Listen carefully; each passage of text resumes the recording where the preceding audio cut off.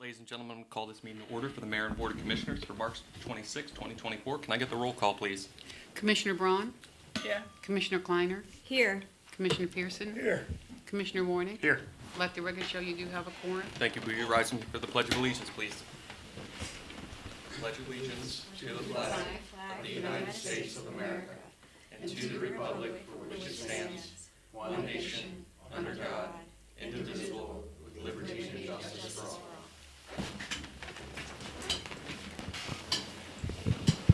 As many of you have seen on the news this morning, there was a terrible tragedy in Baltimore with the collapse of the Francis Scott Key Bridge. I ask that we have a moment of silence for those victims that are currently still in the water and for those first responders that are there.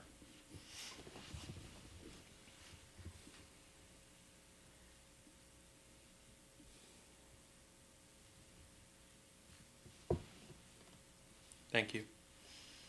On behalf of our town board, we send our deepest sympathies to them and to all those affected.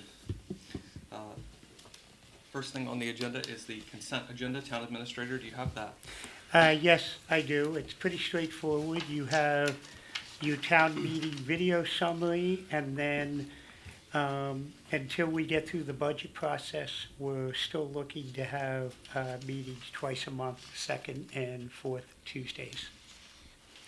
Thank you. Public presentations. You're going to want to Get a accept. motion to Yeah. accept the consent I agenda. make a motion, we accept. Second. It's been moved and seconded. Is there any further discussion? Hearing none, all in favor? Aye. Consent agenda approved. First on the public presentations list, Chief Peterson. Okay. Tonight we have Mr. Erwin Lanier from Red Speed. Over the past year, we were looking at ways to help control speed around the middle school here in town. And I reached out to Red Speed, which is a company that does the electronic speed enforcement throughout the state. So tonight, Mr. Lanier is going to give us a brief presentation of what's going on with that. Thank you, Chief. You're welcome. Good morning, everyone. Good morning. Good evening. It's been a long day for me. I'm honored to be here. I appreciate your time. I know that your time's valuable, and I'll make sure that this presentation is efficient. So that's maybe 13 minutes of your time, and I'll accomplish what's necessary. And of course, I'll answer questions afterward. I'll give you a little bit of background about myself. I grew up in Philadelphia. Moved to Prince George County in 1980, where I had a police career, and retired from Prince George. Then I went into some federal investigative stuff, and I wind up doing some traffic management up and down the East Coast, and find myself here with Red Speed over the last almost 2 years now. So that's a little bit about me. A little about the company is that we have a 30-year history, about a 16-year history in the U.S., Europe, London, with the eye in the sky. They use our cameras there, and so we're well versed with technology and camera presence all over the world. We are leading in 6 states right now, and that would be from Georgia to Florida, obviously Maryland, Illinois. We're working our way through in Texas as well.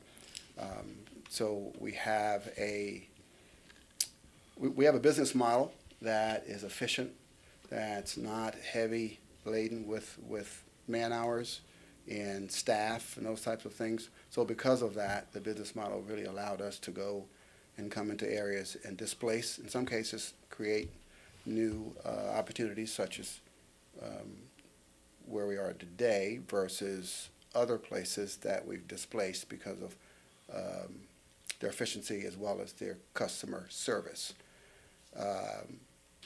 I raise the standard for Red Speed in this state for customer service. I think that's very, very important. I pick up my phone 24 hours a day. I'm used to that because my past career was on a SWAT team, so I understood those types of things and just being available. But that's what we do. We have an agenda. We make sure that our answer to anyone is within 24 hours. Our response to anyone is in 24 hours and 48 hours. The hours, it's fixed. And we say that because we're all over the state of Maryland. I'd like to show you some of our clientele. It's a not all-inclusive list, but where we are now. Thanks for you, Mr. Moderator. I appreciate it. So those are 25 current active clientele for Red Speed. As you can see, we're all over the state, from Berlin to Rising Sun. So if I have to visit Rising Sun in Berlin, I have to stay the night somewhere, right? I'm located right outside Baltimore. But as you can see, from inside the Beltway, outside the Beltway, et cetera, we're currently working on 5 new municipal bids and awards for some counties, such as St. Mary's and such. So we can accommodate the automated speed enforcement experience. We have experience doing it, as well as we do things the right way. We make sure that we properly submit all of our information to the State Highway Association, which is very, very important, and that we are upfront and transparent with all of what we do. So we can, if you have any questions about that list, you can call anyone on it at any time and mention my name, and we will make sure that I believe that you'll get the right responses. You better get the right responses that we do, only because it's over and beyond. We'll go to the next slide, and I'll come back to that slide. You can't see it. I have to show you how to highlight it. But that slide just represents all of the municipalities that have Red Speed that report to the SHA. And I've broken it down. Again, I'd have to highlight it, but we'll come back to it after the presentation if you want. But I've broken it down to cost efficiency. Again, safety is the most important part of that. We've seen it change fatalities almost 35% in the last 9 years. So driver behavior modification is what we're after more than anything else. Obviously, there are revenues that are generated from that. That's no secret to any of that. But our cost efficiency is much, much lower in regards to what the town or city or jurisdiction keeps. Now, I say that only to say that those funds directly are involved with either paying officers' salaries, sidewalks, playgrounds, those types of things. So there is no list for how you can spend it, but there's a direct correlation with safety. If you put safety in front of the sentence, then you can use it. And we've had towns do summer camps, all trips for the youth, et cetera. So all these things can be handled efficiently and above board. Can you go to the next slide, please? All right, and so Red Speed Intelligent Camera System. So we cover red light enforcement, speed enforcement, video surveillance, and license plate readers, LPRs. LPRs are very critical in some of our locations, only because it allows us, Red Speed being video-based, so we're not camera-based. So because the video runs, whether it's enforcing or not, 24 hours a day, then we've helped law enforcement and others, insurance companies, et cetera, be able to recoup or recant any kind of information that they need so that they can complete investigations or those types of things. Go to the next slide, please. And again, I mentioned that we're HD full motion and we're video enforced. Because of that, you have more violations caught. Our cameras are state-of-the-art. When I got here almost 2 years ago, I changed every camera in the state, which we had 66 cameras. We only had 12 clients, but we changed every camera in the state. We do fixed locations versus cabinets. Cabinets are not anywhere near as efficient as fixed locations, only because of the height of the camera, and you'll see that going forward with the video. But 16 and 18-foot fixed locations allow us to capture the lanes if there's something blocking the lane or et cetera, versus a box is only one lane or single lane involved. You can go to next. This is a 3.5-minute video, if you don't mind indulging us in this.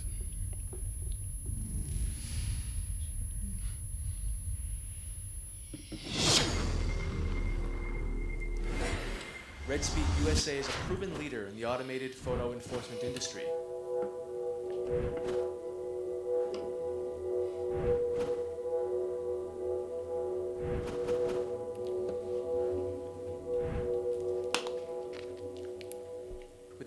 video-based system designed to maximize red light and speed violation capture and enhance public safety through its 4-in-1 platform. Red light enforcement. The RedSpeed system supports up to 7 lanes of enforcement with multiple lane-specific HD video cameras.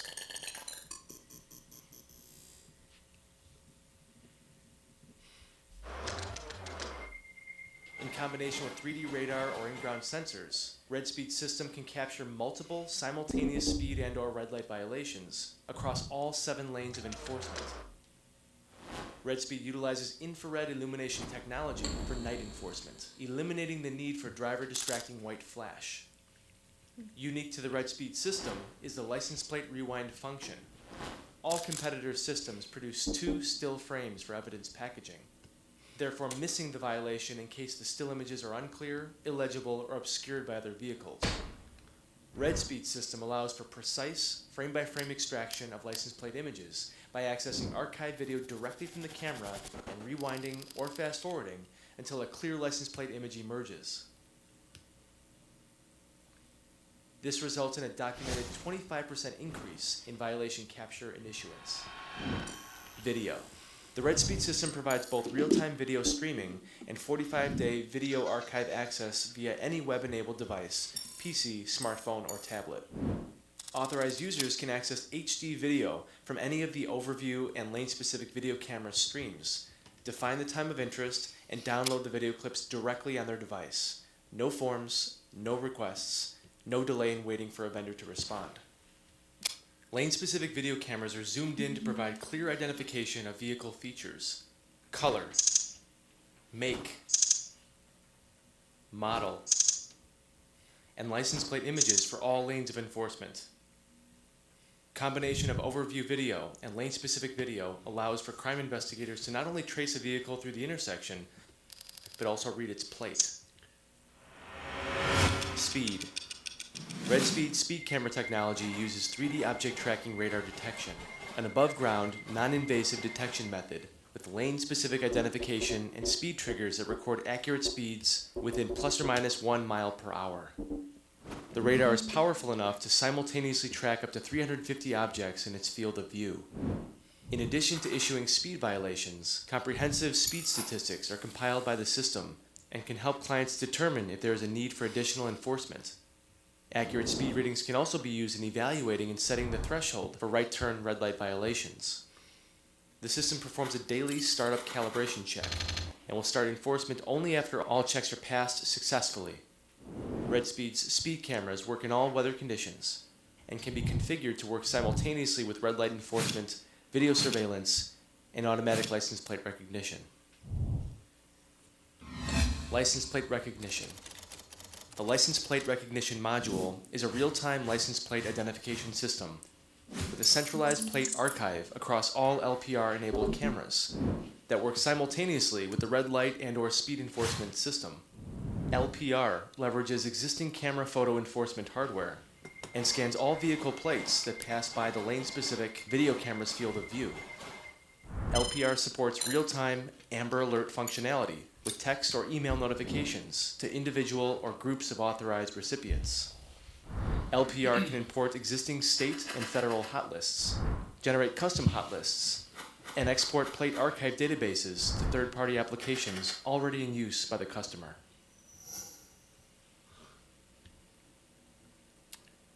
Thank you. Can you go to the next slide?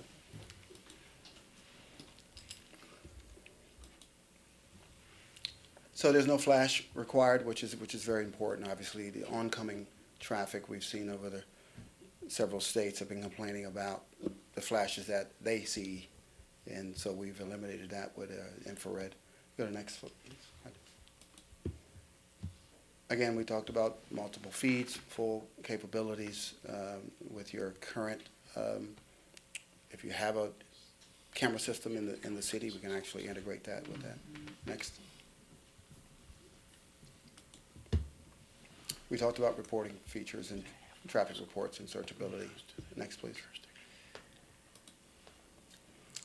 So in closing, we are dramatically safer. Obviously, we've spoken about that. We have the best technology. Every year, again, we are looking for what's new in the market in regards to our R&D. I'm working on a few things right now with them directly. And then the best feature is that we're violated funded. So as we install, the town or city or I guess the municipality does not get charged for anything. We actually pay for the entire installation. So there's no recoup fee or installation charge or et cetera. So all of that is borne into our actual contractual agreement, which is normally the 5 years, which allows us to pay ourselves back for all of the construction. But there's no charge for that. Other than that, there are any specific questions? A couple of them. Yeah. So I know the school system just entered into an agreement with, for the cameras on the side of the buses. Mhm. And I think one of the things in that process, maybe the revenue wasn't as high as they were maybe expecting. It's And the not. technology fees have been a lot higher than maybe they were expecting. Yeah. And as a result, they're negative on revenue. Mhm. How does that work with your company? Is that something where if, like, we don't get as many people speeding past the cameras as we expect? No, or right? Are we So- going to get into a point where we owe you money? No, so we don't have a flat fee, Okay. not for speed cameras. That's a great question. We don't have a flat fee, and we only do well when you do well. Basically, there is, Okay. Yeah, because I saw on the spreadsheet you had some numbers that were like negative. yeah, right? And so what happens is, that's why our speed studies are, they're rather scientific, and the chiefs allowed me to do a couple over different days and times, and slow days, if you will. We don't do them on Fridays, we do them on Mondays and Wednesdays. And so everything is much more conservative. But I would not be standing here if it didn't make any sense for both of us in regards to that. But you guys actually have a speeding problem. I'll be very honest with you around your schools. And that's what, I'm sure you know that, but that's what the studies actually came out to show. So, any others? Wasn't me.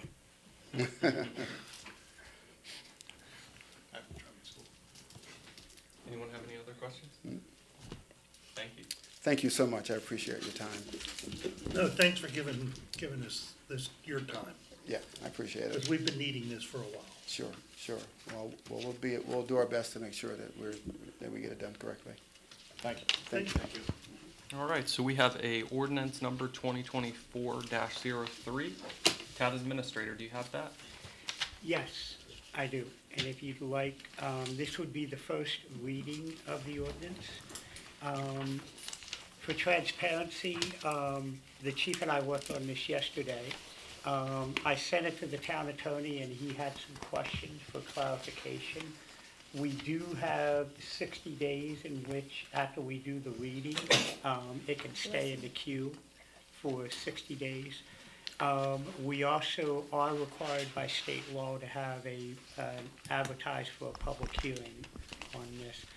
So what I might suggest is the town attorney and the chief and I will get together to build up his comfort level, and then at the next meeting, I could ask you guys when you'd like to have a public hearing.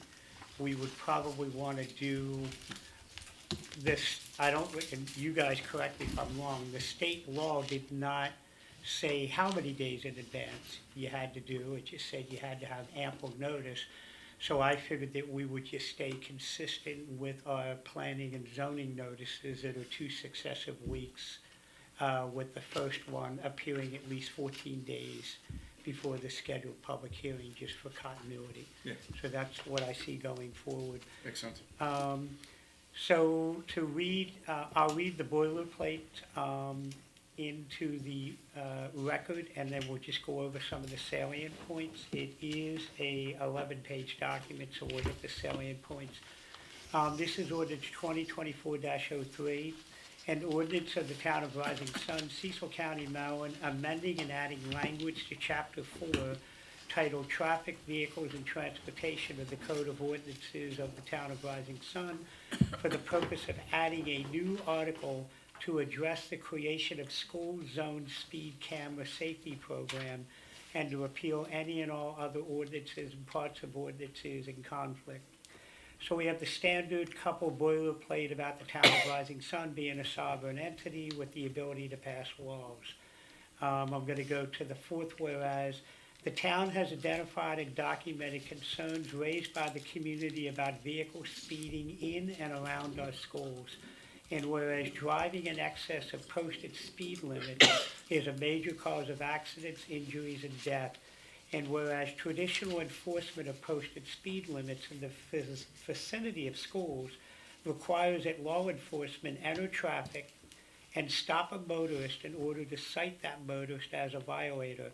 But traffic volume and safety considerations limit the number of violators apprehended to a fraction of those in violation of posted speed limits and risk injury to law enforcement officers, pedestrians, and public, especially in the vicinity of schools during school hours. And whereas traffic studies indicate that the presence of speed cameras has contributed to a decrease in the number of drivers exceeding the speed limit by 12 miles per hour or more in the vicinity of schools.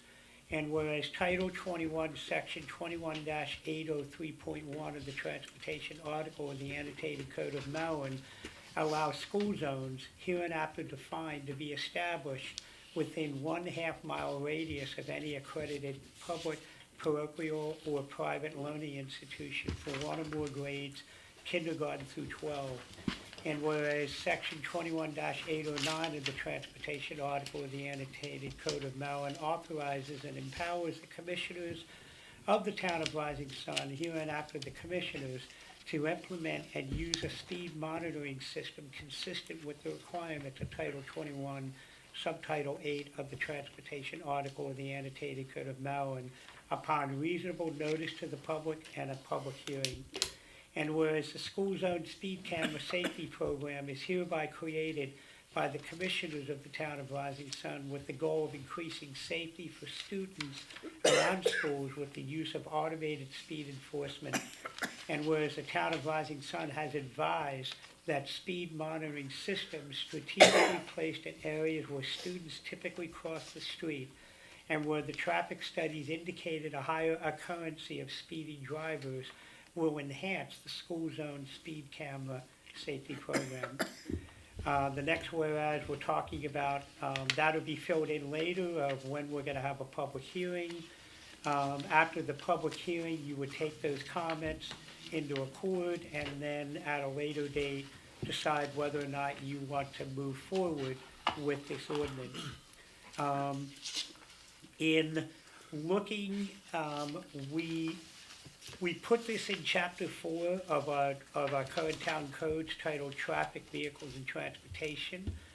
In order to do that, we have an existing Article 6 titled Penalties, which will be renumbered to Article 7 so that we can fit what's in Amendment 2, which is a new Article 6, which will be the school zone speed camera safety program. There's a couple definitions here that are listed in the document. The ordinance would establish a school zone. The ordinance would go on to talk about the speed monitoring system, falling within the guidelines of state law.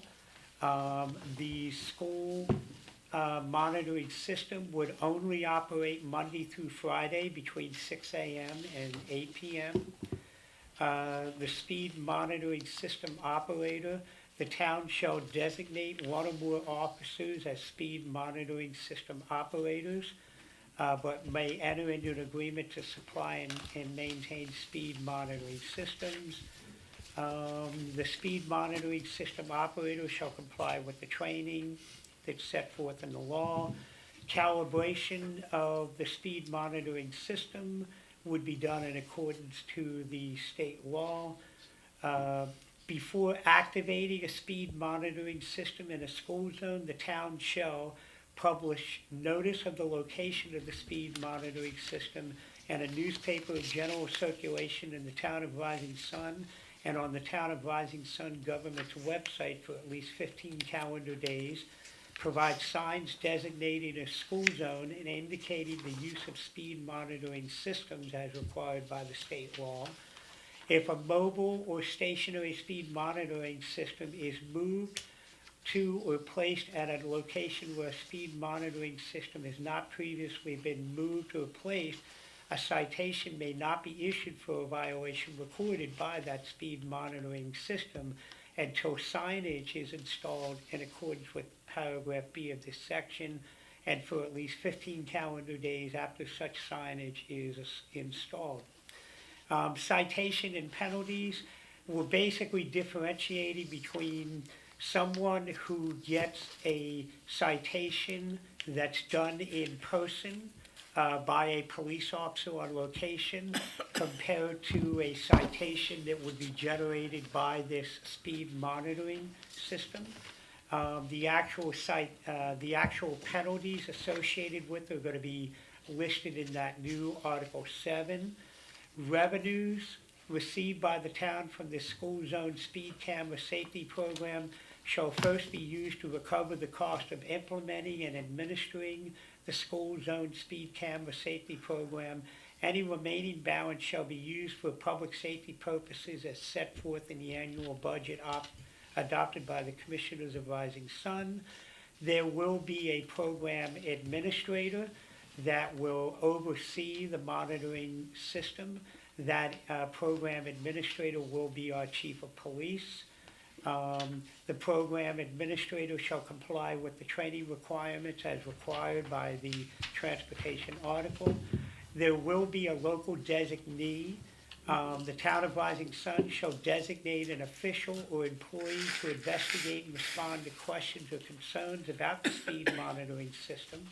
So at a later date, you guys can figure out who you want that local designee to be. There's some language on what the local designee is charged with doing. Response to questions or concerns.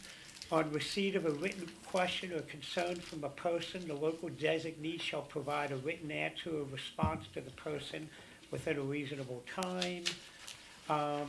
Along the way, the program administrator, in consultation with other offices and departments of the town, may develop further procedures, policies, and regulations to implement this school zone speed camera safety program in accordance to Maryland law. As was spoken about, there are reports that have to be filed with the Maryland Police Training and Standards Commission. The program administrator or the police chief will be the one to gather that information. You can see a list below of the types of things that they want to be able to track: number of citations issued, the number of citations issued, and the number voided as erroneous, the gross revenue generated, and the list goes on and on. Conflicts of laws, Maryland law controls. It is the intent of this chapter to implement and exercise the use of speed monitoring systems in school zones as authorized by the Maryland law and as amended. The provisions of this chapter are in addition to and not a substitute for any and all of the provisions of the Maryland Transportation Article.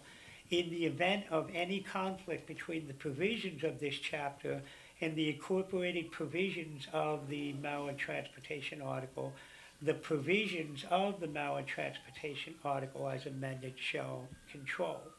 And then Amendment 3 is the new section on penalties. We have some existing language in here, but one of the things that popped up that we added to this ordinance, the chief and I did today, is that the way our ordinance was written, it talks about anyone who's in violation of Article 1, 2, 3, 4, and 5 of this chapter would be subject to a $25 fine for the first offense and $50 for each subsequent offense.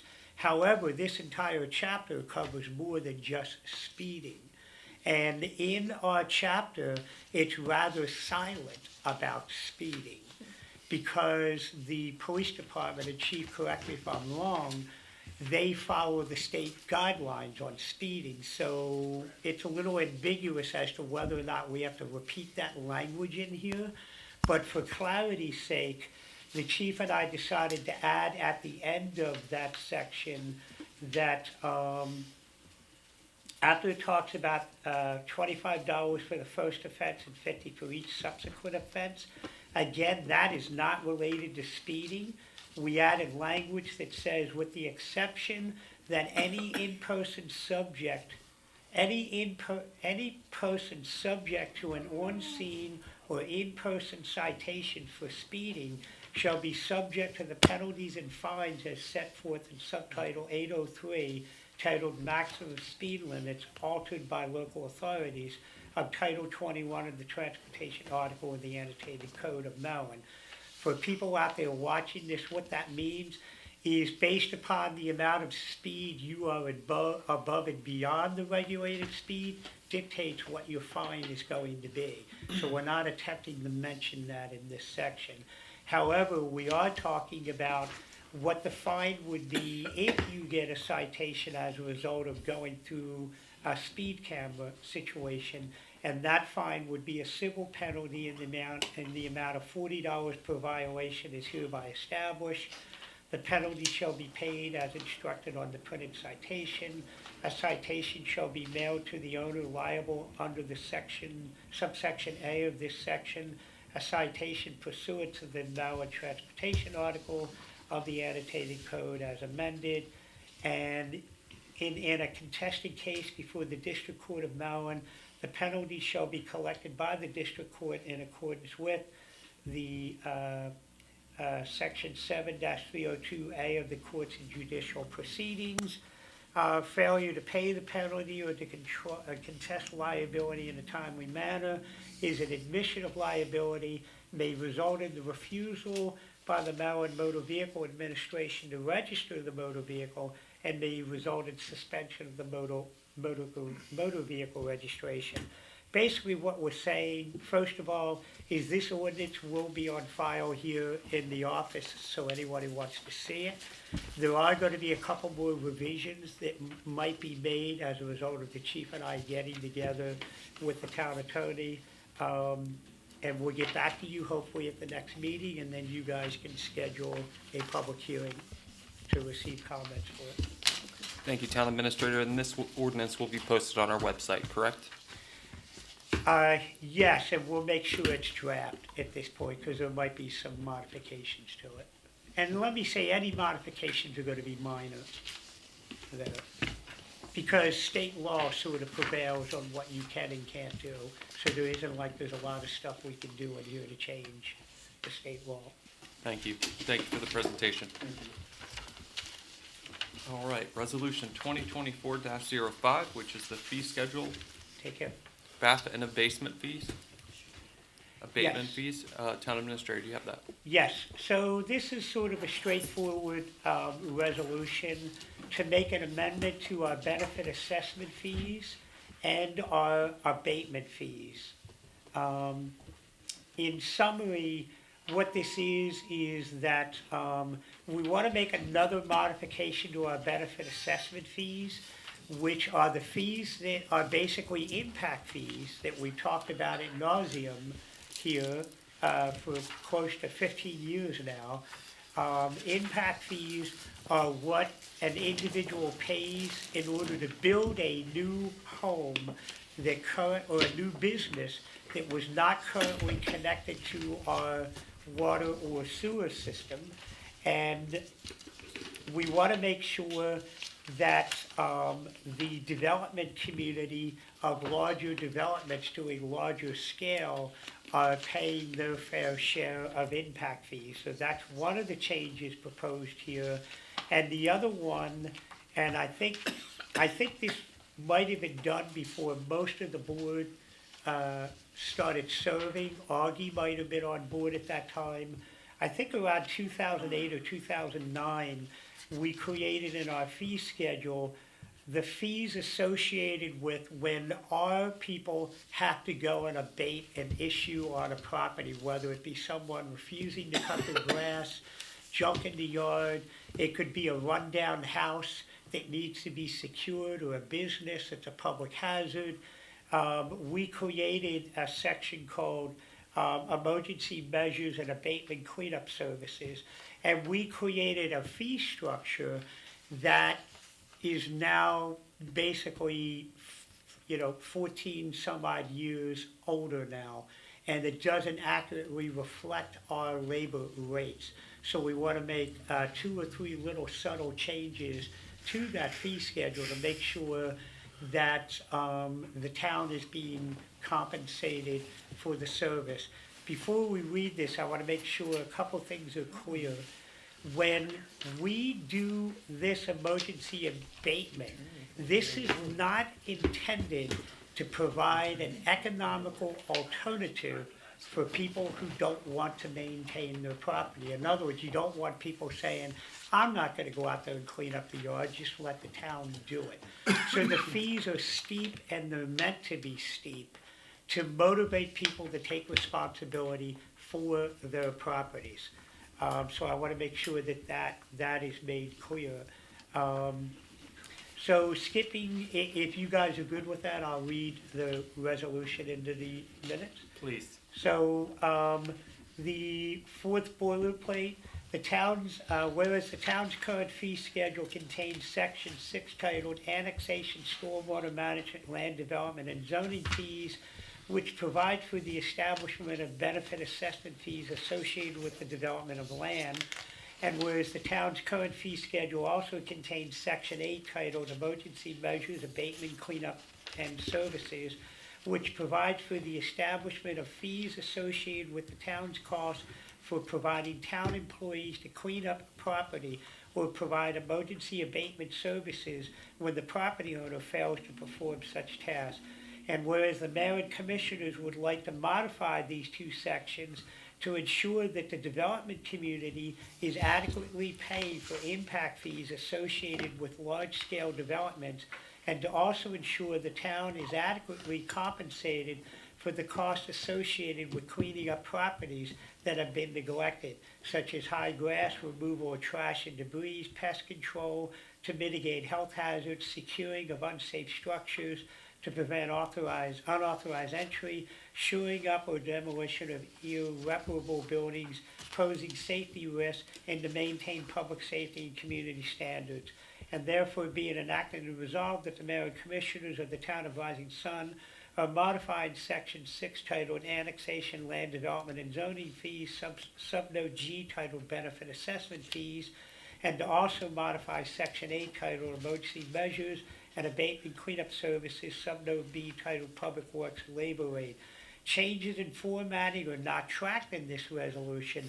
However, changes and insertions of new text are indicated in red with an underline, and deleted text shall be indicated as strike-through as shown below.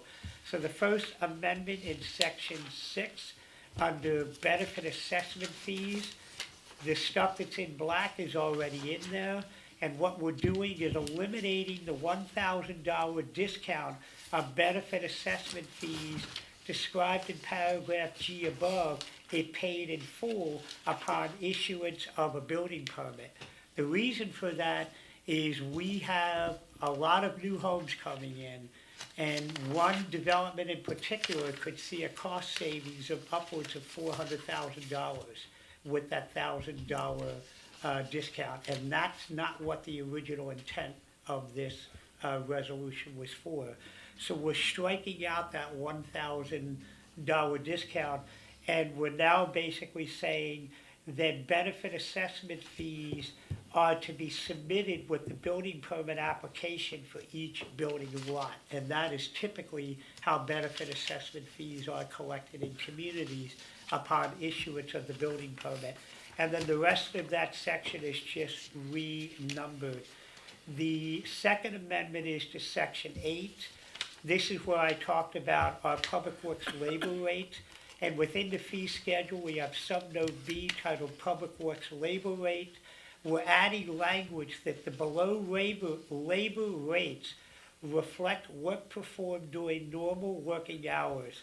These rates will be modified by the town's adopted overtime rate if work is performed after regularly scheduled work hours. So we've added a new line item that when we have to take those abatement services, the town will be compensated at $65 per man hour for a supervisor and $60 per man-hour for laborers, not to include supervisors. Two things I think are important to track here. Number one, we've set this up so we're looking 5 or 6 years out, so we don't fall into what we fell into of having labor rate that was too low. And the last thing I want to make perfectly clear is that we always talk about having people pay for the service that is specific to them and not have our taxpayers at large paying. If we were not tracking the right labor rates, the taxpayers that are minding their own business, maintaining their properties, would inadvertently be paying through real estate tax the labor rate of public works employees going on the property of someone who's not maintaining their property. So again, that's the goal here, is to make sure that the individual property owner who is requiring the service is paying for that service and not the regular taxpayers at large. So that's this resolution before you to be considered for adoption. Could I get a motion to approve Resolution 2024-05? So moved. Second. It's been moved and seconded. Is there any further discussion regarding this resolution? No question. Thank you for your explanation, Town Administrator. Okay. All in favor? Aye. Passes. Thank you. Moving forward into citizens' input. Would anyone like to speak this evening? Anyone? No. If I might, because she's normally in attendance, I'm not sure if everybody saw it. Jane Bellmeyer went public today that she has completed her round of cancer treatments. And she awesome. rang the bell. She got to ring the bell, so she would Oh, praise normally God. be here, so I That's thought awesome. we could acknowledge her success. We can't wait to see you in person again, Jane. Yeah, we miss you, Jane. All right, moving forward into staff reports, Town Administrator. A couple items that I wanted to put before you to let you know what we're doing. And Judy, jump in here if I don't get any of this right.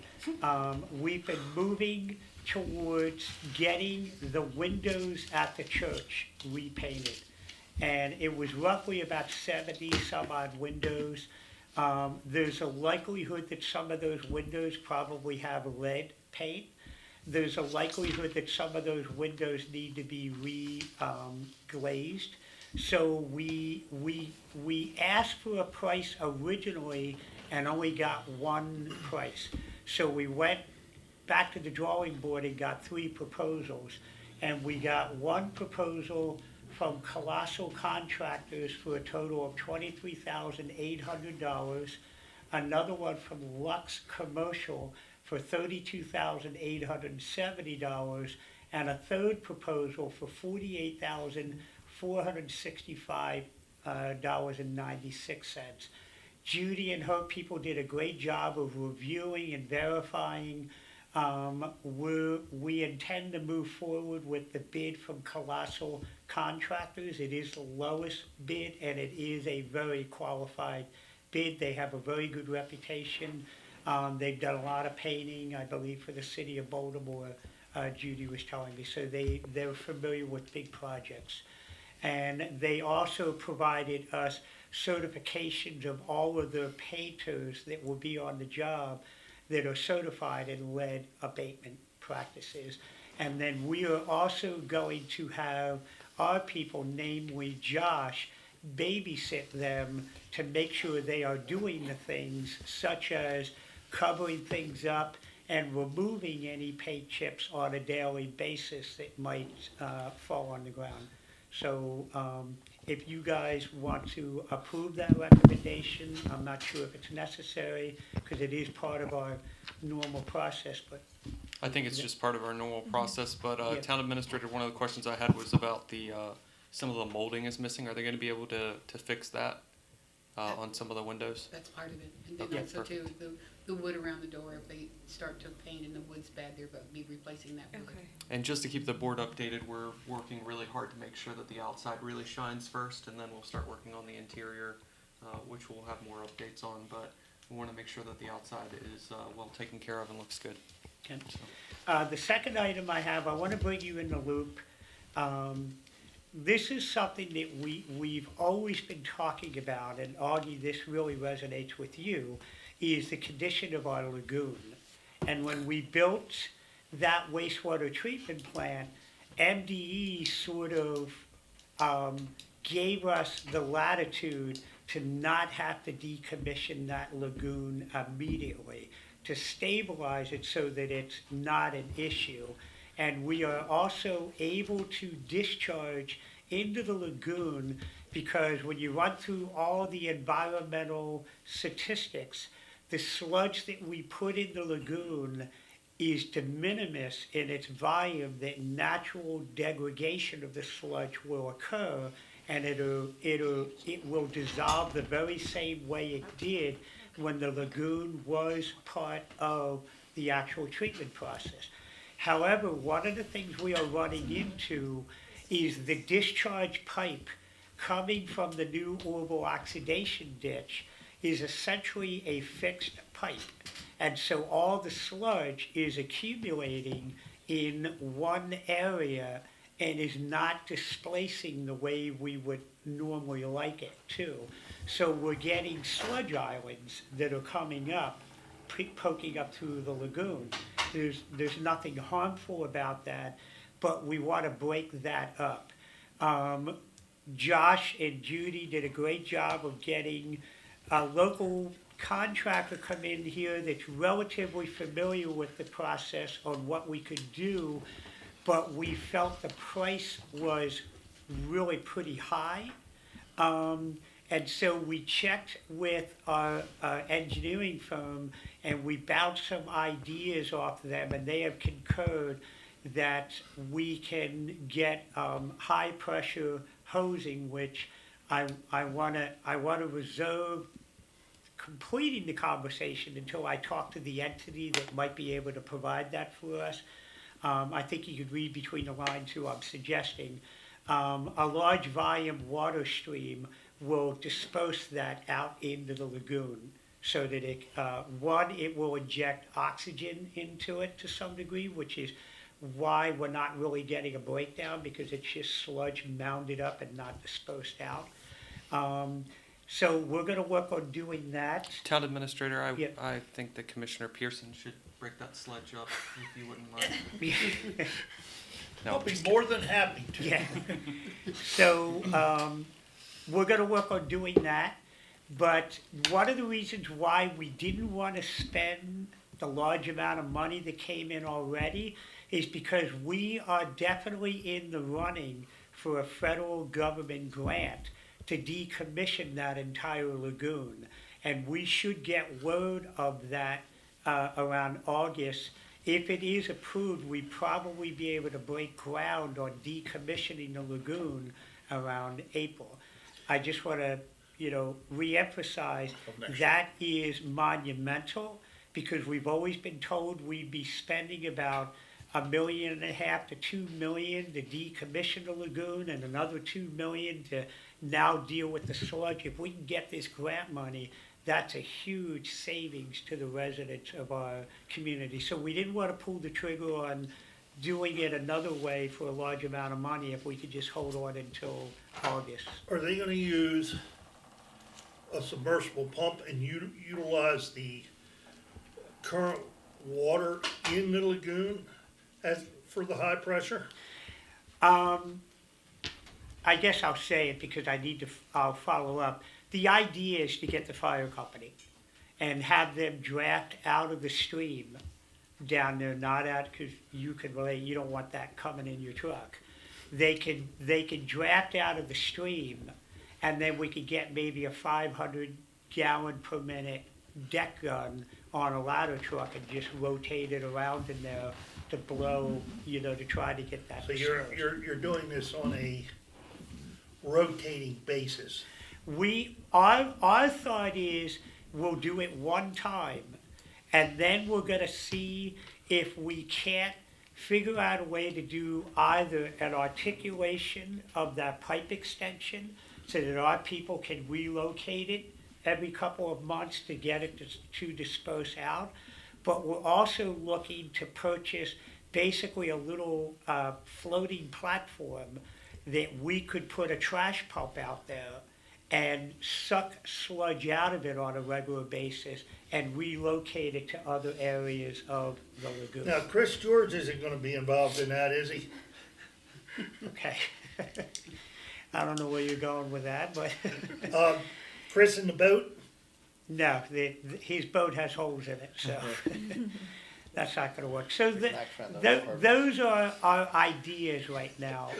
Judy and Josh are working on to try to save the town a little bit of money and hoping that we can get that grant money and solve the issue once and for all. And then the other thing is, again, we're in the running for a lot of grant money that can really help the town down the road. We've got like 6 or 7. We have some bond bills that are still moving through. So we always talk, you guys know it, when we go through the budget process, we balance our budget on pennies and nickels compared to other communities being able to budget it on balance on much higher dollar numbers. So if we could get this grant money to come through, it's gonna give us a lot of resources to really push the town forward with the initiatives we wanna do. That concludes my report. Chief? Other than the video speed device, I had 2 things. We're also in the market for grants, one for hiring and retention. I think it's the opportune time to, get additional manpower, utilizing grant funding that's out there for hiring and retention. Also, there is a ballistic vest replacement grant that we are looking to apply for. We have some ballistic vests that are getting older and close to aging out of existence or usage, and we'll take advantage of that also. And that's pretty much my report. Thank you. Assistant Town Administrator. There's a lot of things that we're doing that really there's nothing to discuss here, but we are looking at long-term staffing with Public Works, looking at maybe getting an advertisement out there to start trying to fill some positions, looking at spring, starting cleanups, just general work. Do we have a date for the dumpster day for spring yet? Yes, I thought it's April. 6th? No, 13th. it's the middle of the April. 13th. It's the 13th. So that'll be our dumpster day where we allow residents to do bulk. And that'll be in the water bill, It'll be in the correct? water bill. We are billing on Thursday because Town Hall is closed on Friday. So bills will be out. And there's going to be a lot of mark your calendar in this one because there's just a lot of really great community activity going on. And that's all I have. Thank you. All right. Mayor's report's pretty brief. I wasn't at the last meeting. I do apologize about that. I know some of you guys probably already mentioned this, but we had a great time at Hatchers. They're doing a great thing on Main Street. It's been constantly packed there. It's great to see another new business on Main Street. If you haven't checked out Hatchers on Main, I highly recommend it. The food is amazing.